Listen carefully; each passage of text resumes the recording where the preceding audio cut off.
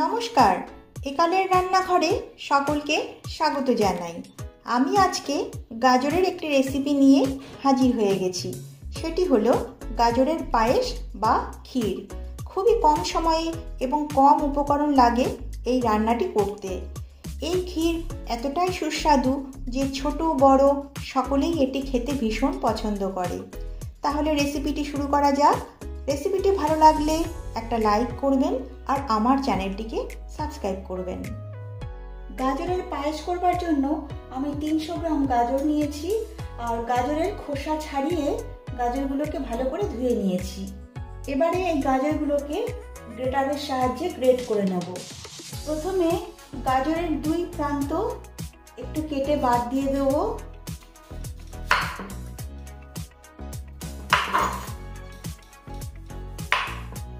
এবারে এরকম একটা গ্রেটারের সাহায্যে গাজরগুলো গ্রেট করে নেব। আপনারা ছোট ছিদ্র দিয়েও গাজর গ্রেট করে নিতে পারেন, আবার এই বড়টা দিয়েও করতে পারেন। আমি এই বড় ছিদ্রটা দিয়ে গাজরগুলো গ্রেট করে নিচ্ছি।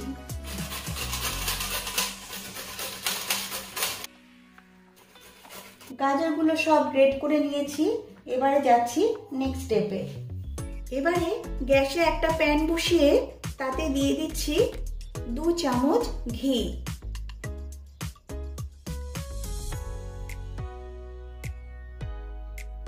এই রান্নাটা কিন্তু ঘি দিয়েই করতে হবে। আপনারা চাইলে বাটার দিয়েও করতে পারেন, তবে তেল কিন্তু একেবারেই দেওয়া যাবে না। তেল দিয়ে করলে এটি খেতে ভালো লাগবে না। ঘি গরম হয়ে গেছে। এবারে এতে দিয়ে দিচ্ছি কিছু কাজু আর কিছু কিশমিশ।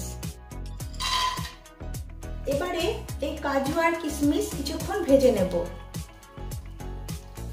কাজু কিশমিশ ভেজে নিয়েছি। এবারে এতে দিয়ে দিচ্ছি গ্রেট করে রাখা গাজর। এবারে ঘিয়ের সঙ্গে গাজর ভালো করে ভেজে নেব। এখন এতে দিয়ে দিচ্ছি সামান্য পরিমাণে লবণ। লবণ দিলে এই গাজরগুলো একটু তাড়াতাড়ি নরম হয়ে যাবে।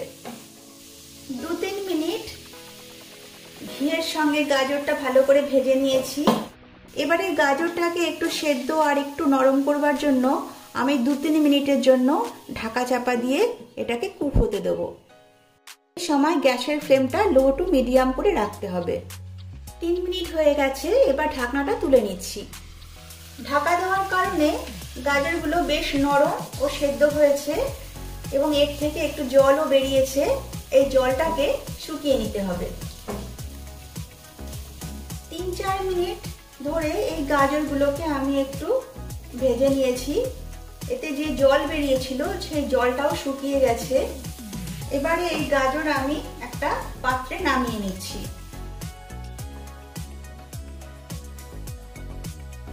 এবারে দেখুন, গ্যাসে 1 লিটার ফুল ক্রিম যুক্ত দুধ আমি আগে থেকেই বসিয়ে দিয়েছিলাম। দুধটা অলরেডি ফুটতে শুরু করেছে। এবারে এই দুধটাকে একটু ফুটিয়ে নেব।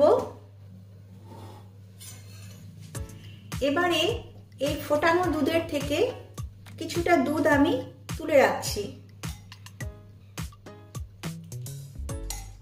দেখুন, এতটুকু দুধ আমি তুলে রাখলাম, এটা পরে ব্যবহার করব।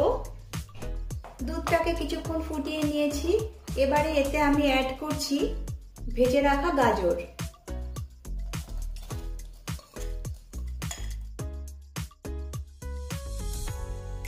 এবারে 2-3 মিনিটের জন্য দুধের সঙ্গে গাজরগুলো ফুটিয়ে নেব। দুধের সঙ্গে গাজর খুব ভালোভাবে ফুটিয়ে নিয়েছি। এবারে এই দুধটাকে ঘন করতে হবে। দুধটাকে ঘন করবার জন্য নিয়ে নিয়েছি 1/2 কাপ গুঁড়ো দুধ আর তার সঙ্গে দিচ্ছি 2 চামচ চালের গুঁড়ো। চালের গুঁড়োটা দিলে দুধটা খুব দ্রুত ঘন হয়ে যাবে। তবে চালের গুঁড়োটা আপনারা না চাইলে নাও দিতে পারেন, তবে গুঁড়ো দুধটা অবশ্যই দেবেন। এবারে যে দুধটা আমি আগে থেকে তুলে রেখেছিলাম সেই দুধে এই গুঁড়ো দুধ আর চালের গুঁড়ো দিয়ে দিচ্ছি। এবারে ভালো করে মিশিয়ে নিচ্ছি।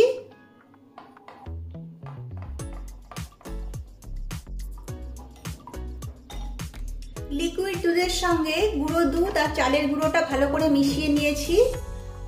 এবারে যে মিশ্রণটা আমি রেডি করেছি সেটা এতে দিয়ে দিচ্ছি।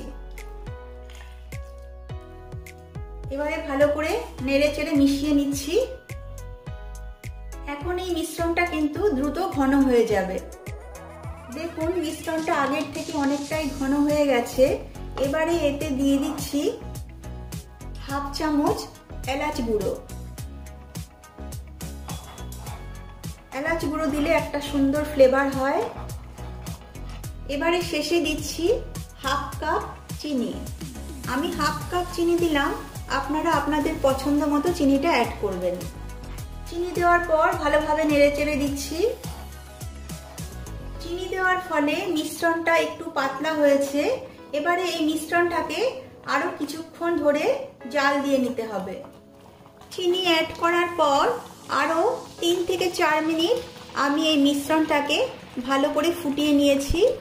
মিশ্রণটা বেশ ঘন হয়ে গেছে। গাজরের ক্ষীর প্রায় হয়েই এসেছে। এখন এই ক্ষীরটা একটু পাতলা আছে, কিন্তু ঠান্ডা হয়ে গেলে এই ক্ষীরটাই আরো ঘন হয়ে যাবে। এবারে সবার শেষে একটা সুন্দর ফ্লেভারের জন্য দিচ্ছি হাফ চামচ ঘি। ঘি দিলে এই গাজরের ক্ষীরের থেকে একটা সুন্দর ঘিয়ের ফ্লেভার আসে। এবারে ঘিটা ভালো করে মিশিয়ে দিচ্ছি। গাজরের ক্ষীর একদম রেডি হয়ে গেছে। এবারে গ্যাসের ফ্লেম অফ করে দিচ্ছি। তারপর এই ক্ষীর একটা অন্য পাত্রে নামিয়ে নিচ্ছি। তৈরি হয়ে গেছে গাজরের ক্ষীর।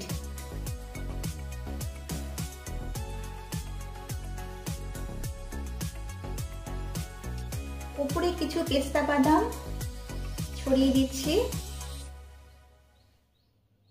দিচ্ছি কাঠবাদাম। এটা অপশনাল, এটা আপনারা না চাইলে নাও দিতে পারেন। এটা দেখতে ভালো লাগার জন্য দিচ্ছি। এই ক্ষীর আপনারা ফ্রিজে রেখে 1 সপ্তাহ ধরে স্টোর করে খেতে পারবেন। আপনারা এই রেসিপিটি ঘরে একবার ট্রাই করুন। আশা করি সকলেরই ভালো লাগবে। ভালো লাগলে লাইক, শেয়ার ও কমেন্ট করবেন আর আমার চ্যানেলটিকে সাবস্ক্রাইব করবেন। নমস্কার।